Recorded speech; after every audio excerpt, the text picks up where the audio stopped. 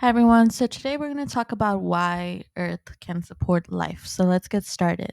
So Earth is a unique and a very special planet. It is the only planet that we know that can support life.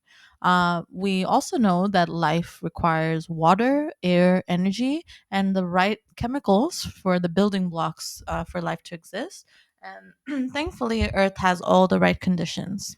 So, number one, Earth is actually the perfect distance from the sun to be able to support life. And we call this location or distance from the sun that the Earth is the Goldilocks Zone. And that's because it's in just the right spot for life to exist. It's not too close to the sun for it to be too hot, it's not too farther away from the sun to be too cold, and it's just in the right spot where water is able to stay liquid, and that liquid water is essential for life to exist.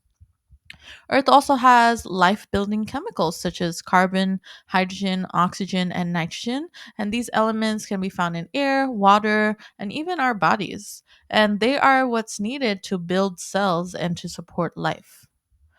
Now, we also have a protective atmosphere to support life. Our atmosphere blocks dangerous radiation coming from the sun, specifically UVC radiation and UVB radiation. And what's nice is that the atmosphere also traps the heat from the sun to keep the earth warm. Without our atmosphere, the earth would be extremely cold and it would be lifeless.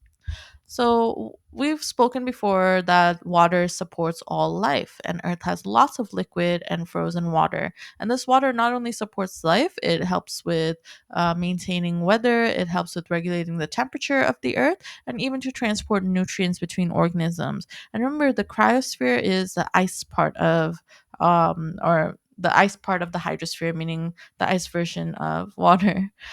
So, all our systems that make up the earth is connected, and the earth itself is a giant system made up of different parts that are connected.